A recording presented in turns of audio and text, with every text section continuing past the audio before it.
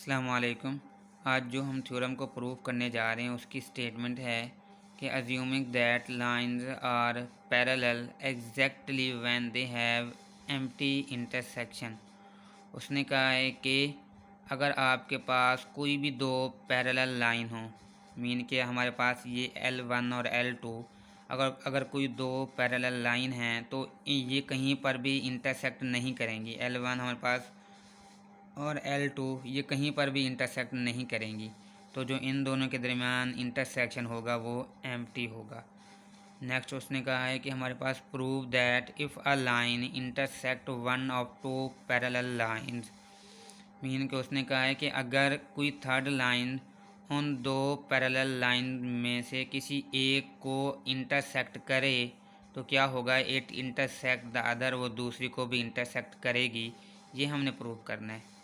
तो हमारे पास गिवन क्या क्या था कि दो लाइंस थी जो कि पैरेलल हैं और जो थर्ड लाइन है वो इंटरसेक्ट कर रही है वन ऑफ देम, मीन के उन दोनों में से किसी एक को इंटरसेक्ट कर रही है।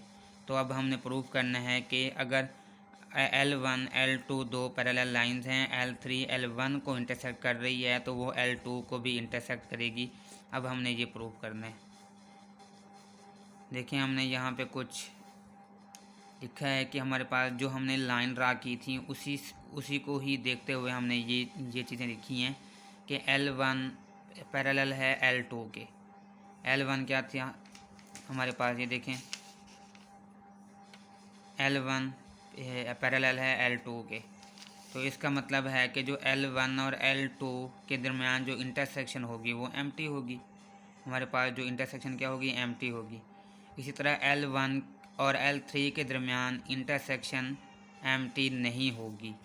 देखिए ये कैसे, हमारे पास L1 और L3 के दरमियान क्योंकि ये इंटरसेक्ट कर रही हैं तो इसका मतलब है कि ये इनके दरमियान जो इंटरसेक्शन होगी वो एम्प्टी नहीं होगी।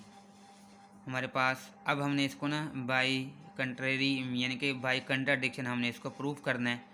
तो अब हमने प्रूफ क्या करना है कि हमारे पास L3 हमारे पास क्या है, L3 L2 को भी इंटरसेक्ट कर रही है, हमने ये प्रूफ करना है। तो हम लेकिन कंट्रेरी सपोज क्या करेंगे कि L2 जो है L3 के साथ इसका जो इंटरसेक्शन है वो एम्प्टी है, लेकिन हमने प्रूफ क्या करना है कि इंटरसेक्शन एम्प्टी नहीं है, लेकिन हमने इसको बाई कंट्राडिक्शन लेके चलना है। तो हम क्या करेंगे, इसको प्रूफ करेंगे कि हमारे पास बाई कि ये इनके दरमियान जो इंटरसेक्शन है वो एम्प्टी है। तो अब देखिए हमारे पास अगर इंटरसेक्शन एम्प्टी है तो इसका मतलब है कि L2 पैरेलल है L3 के, पैरेलल है L2 क्या है, पैरेलल है L3 के। तो हमारे पास क्या है इंटरसेक्शन, सॉरी ये इक्वेशन नंबर क्या आ गई, 2 आ गई। अब देखें 1 और 2 को अगर देखें हमारे पास बाई इक्वेशन 1 एंड 2 को देखें, अगर L1 L2 के पैरेलल है और जो L2 है वो L3 के पैरेलल है तो हम कह सकते हैं कि L1 जो है वो L3 के भी क्या है, पैरेलल है। लेकिन L1 अगर L2 के पैरेलल है, L2 L3 के पैरेलल है तो हम कह सकते हैं कि L1 जो है वो L3 के भी पैरेलल है। लेकिन जब L1 L3 की पैरेलल है तो इसका मतलब है कि हमारे पास L1 और L3 के दरमियान जो इंटरसेक्शन है वो एम्प्टी है। लेकिन क्या ऐसा है कि L1 और L3 के दरमियान जो इंटरसेक्शन एम्प्टी हो, लेकिन ऐसा तो नहीं है, ये तो इंटरसेक्ट कर रही हैं। तो मतलब कि हमारे पास यहाँ पे क्या आ गई, कंट्राडिक्शन आ गई कि हमारे पास कंट्राडिक्शन क्या आ गई है कि यहाँ पे L1 और L3 की जो इंटरसेक्शन है वो एम्प्टी नहीं है, लेकिन यहाँ पे हमारे पास आ गया कि ये एम्प्टी इंटरसेक्शन है और ये कंट्राडिक्शन है। तो प्रूव हो गया कि हमारे पास जो हमने सपोज़ किया था कंट्रेरी L2 की जो इंटरसेक्शन है L3 के साथ वो एम्प्टी है, वो एम्प्टी नहीं है। तो अब ये प्रूव हो गया कि हमारे पास अगर L2 और L3 के दरमियान इंटरसेक्शन एम्प्टी नहीं है तो इसका मतलब है कि L3 L2 को इंटरसेक्ट कर रही है। अब ये प्रूव हो गया कि अगर हमारे पास L3 L1 को इंटरसेक्ट कर रही है तो L2 को भी इंटरसेक्ट करेगी।